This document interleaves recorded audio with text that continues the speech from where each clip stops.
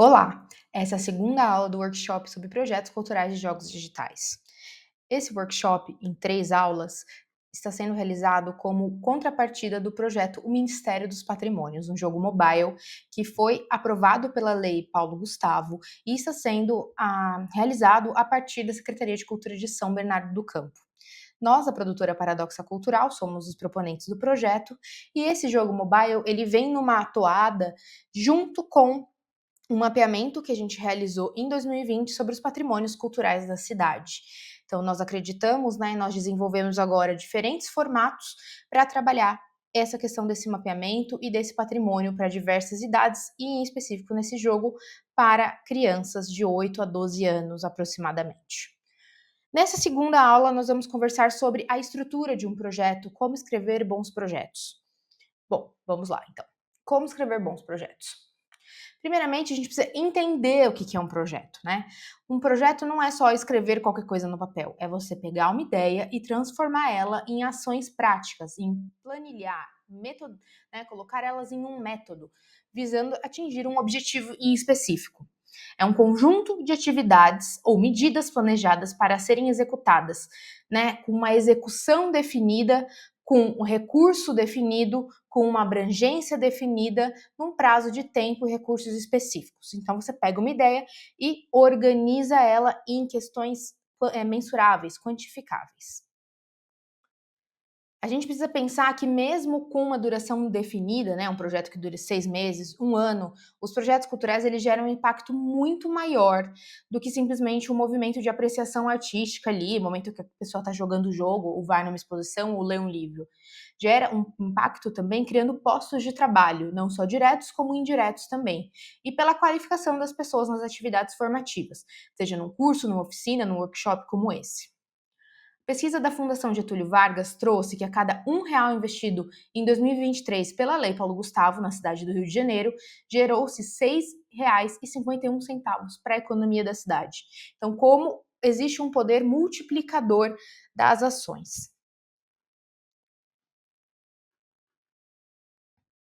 Agora, preciso organizar a minha ideia, Eu tenho uma ideia de um jogo, uma ideia de um projeto cultural, e eu quero muito organizar para começar a escrever.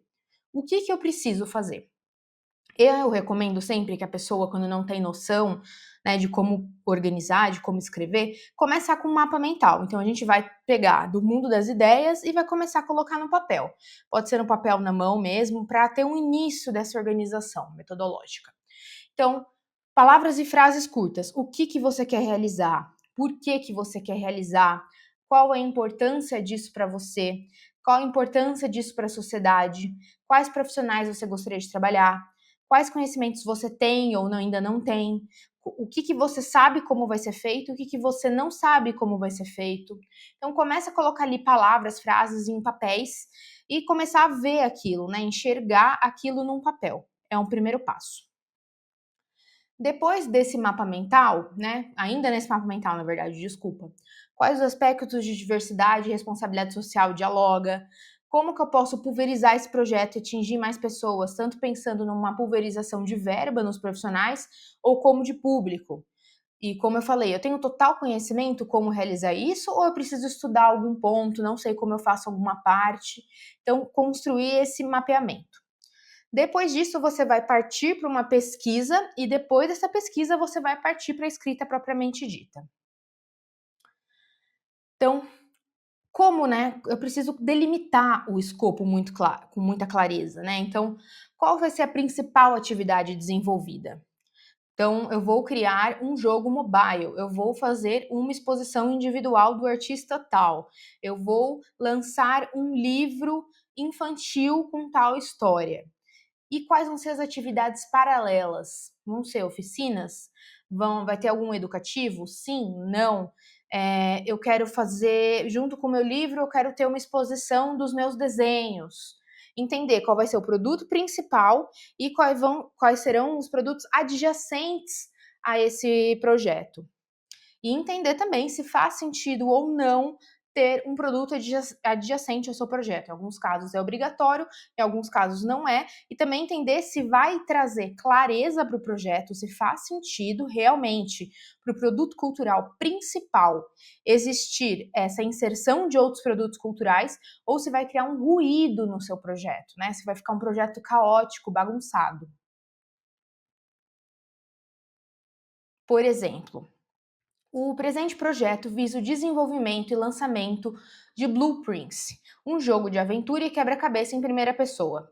O projeto propõe uma experiência de exploração dinâmica e uma mansão misteriosa, onde o jogador assume o papel de herdeiro em uma propriedade que só poderá ser reclamada após encontrar um cômodo secreto. A jogabilidade é baseada em elementos de roguelike, desafiando o jogador a resolver quebra-cabeças, explorar novos ambientes e gerenciar recursos. Estará disponível para PC e consoles. Muito importante é que a gente não pode abrir margem para o avaliador entender que a proposta é vaga ou que você não sabe muito bem como realizar, porque se você não sabe nem descrever exatamente o que será feito, quiçá realizar aquele projeto. E com um escopo muito bem delimitado, a gente consegue mensurar todo o resto do projeto. Tempo, acessibilidade, dinheiro, todos os outros fatores dependem de um escopo muito bem criado. Partindo dessa delimitação do escopo, a gente precisa entender que para argumentar bem um projeto, né, o campo de justificativa, de argumentação, de conceituação, a gente precisa pesquisar. Então, imagina que tem outros 20 projetos concorrendo pela mesma vaga. Como que você se destaca? Comprovando que o seu projeto é importante receber aquela verba. Então, você precisa entender qual é o ponto dentro do seu projeto que vai gerar um impacto na sociedade. Entender como o seu projeto pode ser positivo para a população do entorno. Então, a partir do momento que você vai elencar, né, pega naquele mapa mental e elenca alguns tópicos importantes, sei lá, solidariedade, mulheres, questões de gênero, questão de violência, questão de apreciação estética. Entende quais são os pontos-chave do seu projeto. E aí você vai iniciar uma pesquisa. Qual é a relevância de forma socioeconômica? Então, entender indicadores sociais, entender pesquisas econômicas, pesquisas demográficas, pesquisas de trabalho, pesquisas culturais, IBGE, FGV, pesquisa setorial, temas em alta na contemporaneidade, necessidades locais, necessidade do bairro. Entender mesmo, é uma pesquisa muito que se aproxima muito a uma pesquisa científica, mas é entender com dados, com números, com fatos, pontos de contato do seu projeto com o mundo lá fora. E é isso que você precisa trazer na argumentação do seu projeto. Vou dar um exemplo aqui. Tema. O exemplo 1. O jogo tal propõe uma experiência baseada em temas cruciais para os tempos atuais, como o combate ao racismo, a denúncia da desigualdade social e a reflexão sobre os impactos da hiperconectividade nas redes. Com uma linguagem visual instigante, mecânicas acessíveis, o jogo convida o público a refletir sobre os seus próprios hábitos e comportamentos contemporâneos, por meio de desafios, narrativas e escolhas que espelham situações cotidianas. A opção pelo formato mobile visa ampliar o alcance da proposta, explorando a linguagem dos games como meio de expressão crítica e engajamento social. Ao invés de apenas entreter, o jogo pode provocar questionamentos e estimular o diálogo, rompendo com a uniformização de ideias e gerando múltiplas formas de pensamento. A interatividade, aliada a uma estética marcante e linguagem direta, potencializa o impacto do conteúdo e amplia sua relevância cultural. Então, aqui, a gente tem uma argumentação pelo tema, pela temática do projeto. Um outro ponto, né, a partir de dados sociológicos, então uma argumentação sobre um jogo de pintura, um jogo de artes visuais, por exemplo.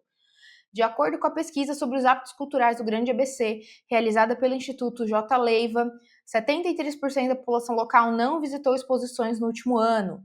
No entretanto, né, entre esses, 40% demonstram interesse em participar dessas experiências, revelando um público potencial de aproximadamente 850 mil pessoas. Ao propor um jogo mobile com temáticas artísticas e sociais, o projeto se apresenta como uma alternativa acessível, interativa e contemporânea para ampliar o acesso à arte e reflexão crítica.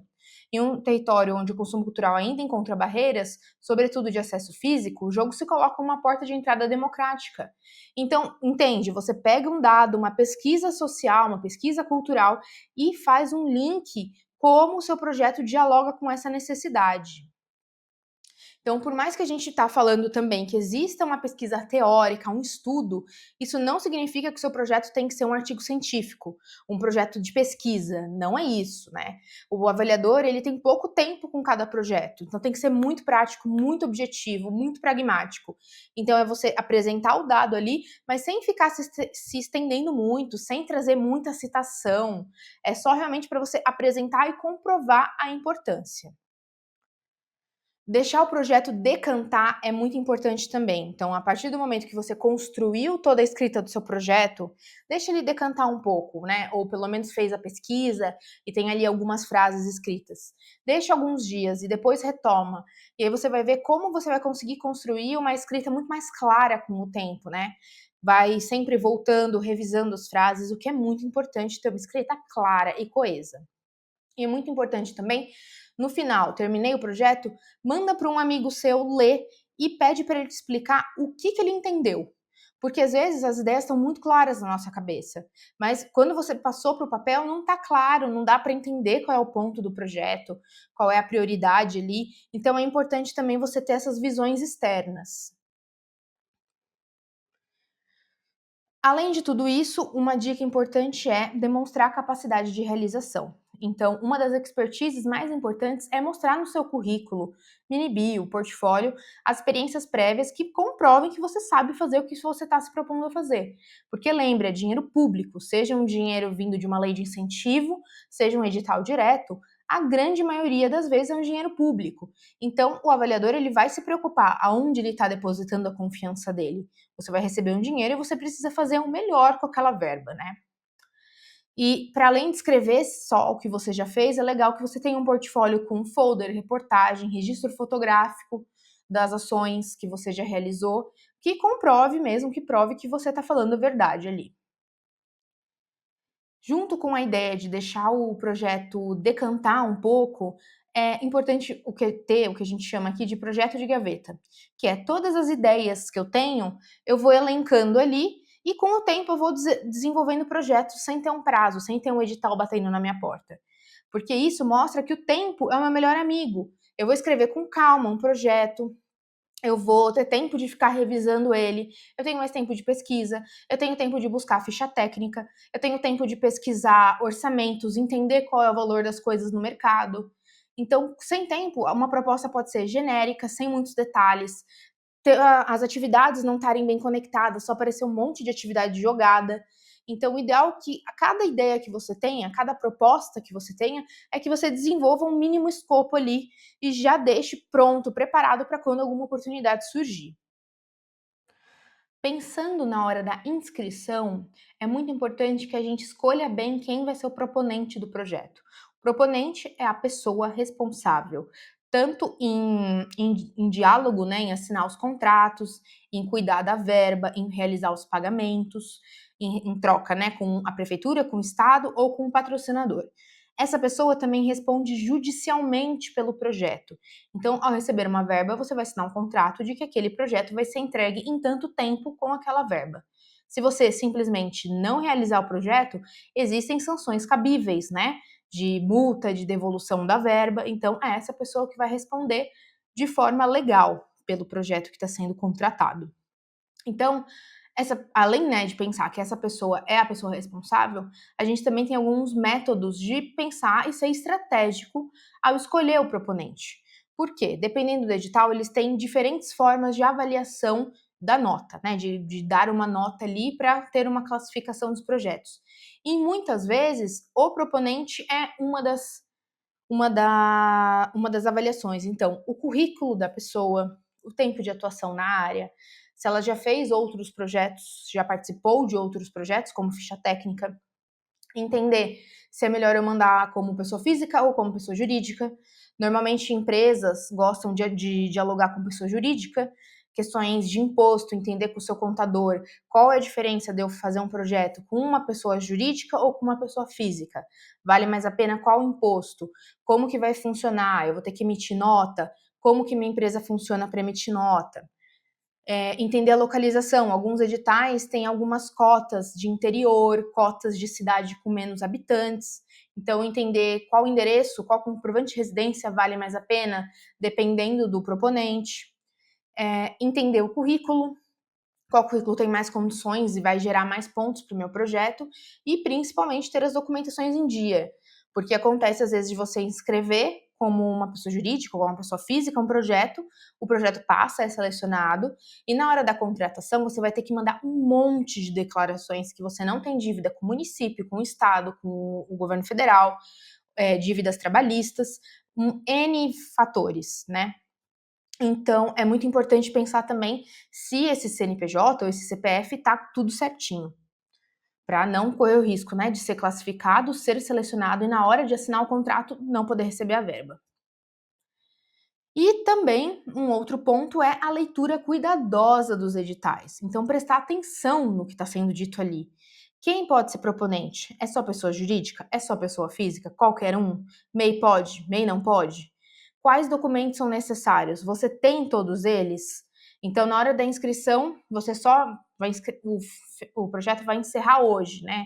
As inscrições. Eu estou até a meio-dia fazendo o meu projeto e esqueci de ver a documentação. E se alguma documentação eu precisar ir num, sei lá, às vezes na caixa, às vezes precisar ir num poupa-tempo buscar um documento, vai dar tempo? Então a primeira coisa que você faz é olhar essa documentação, se está tudo na sua mão. Entender quais são os tipos de projeto. Alguns editais eles dão um recorte curatorial, então as temáticas que eles querem, os formatos que eles querem, que público, quero projetos para dialogar com crianças, projetos para dialogar com famílias. Às vezes são detalhes que parecem bobos a gente está falando aqui, mas é o que desclassifica muita gente, que a pessoa simplesmente inscreve sem prestar atenção no que estão pedindo. E, como eu já falei anteriormente, entender as métricas de avaliação. Porque se eu tenho pouco tempo, onde eu vou dedicar mais atenção? Né? Onde vale mais? Então, ser estratégico nessas decisões. Hoje em dia, muito importante é entender sobre acessibilidade. Acessibilidade é uma temática que nos últimos anos, ainda bem, está sendo muito colocada em pauta, virou obrigatoriedade de todos os projetos culturais englobarem uma acessibilidade e uma acessibilidade plena, não apenas uma acessibilidade para tapar buraco ou para parecer que tem.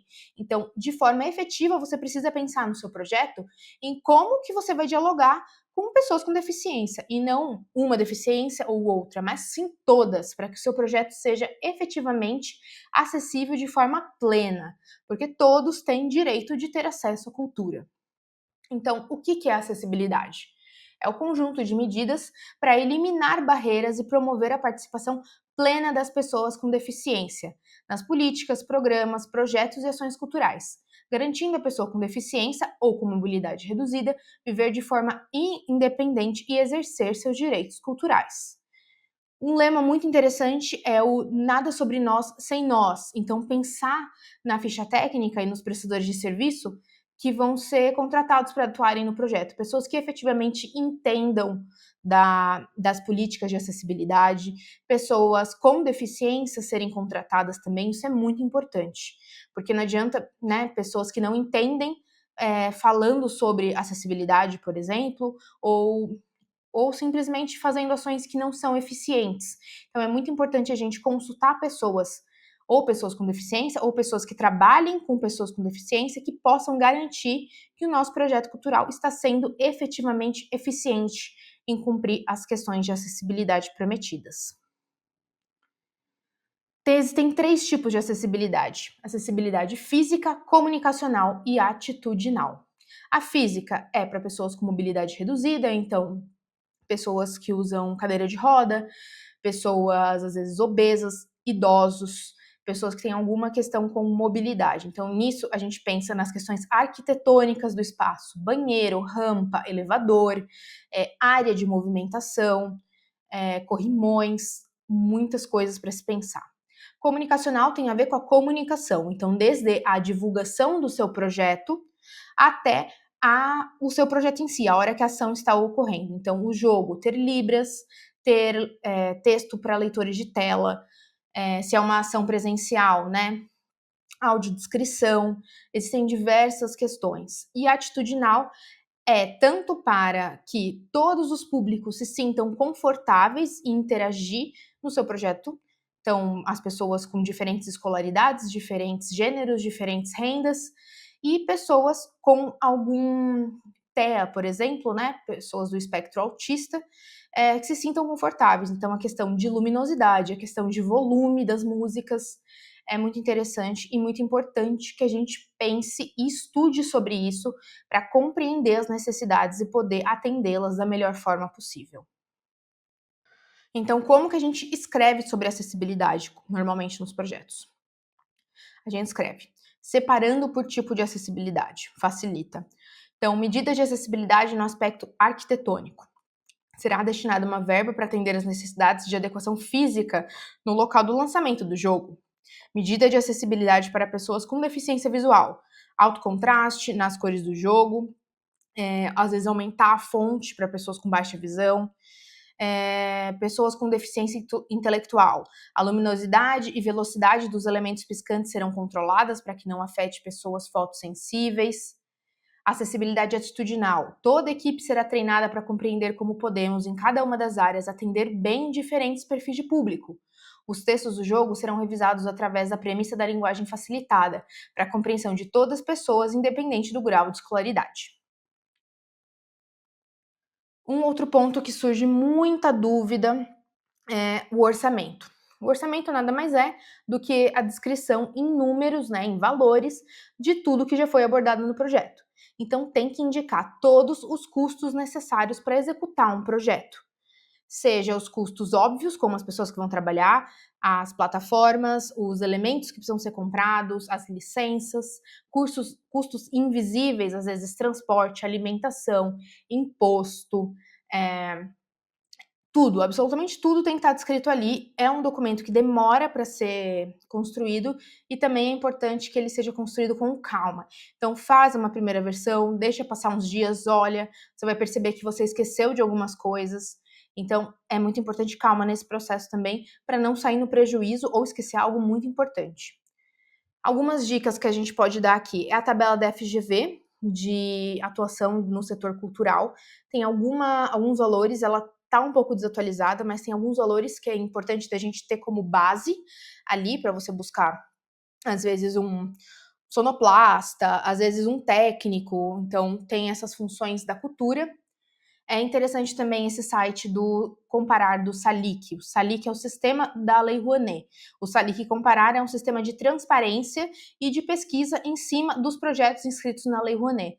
Então, ir buscar os itens orçamentários por produto lá também é uma busca, né, por localidade, é uma busca importante, uma busca que às vezes facilita muito. De algum item muito em específico, você buscar por lá é fácil de encontrar o valor médio daquela rubrica naquela localidade. E aqui eu demonstro o exemplo, né? Aqui é o site do Salic Comparar, você clica no menu lateral esquerdo, vai ter projeto, itens orçamentários, item orçamentário para o produto, valor médio. Bom, espero que vocês tenham gostado dessa aula aqui, com algumas dicas de como escrever um projeto de maneira clara, coesa e de forma assertiva para inscrever seus jogos. Eu desejo sucesso para todos vocês e assistam à próxima aula também, que tem alguns conteúdos mais específicos sobre jogo em si. Obrigado, gente!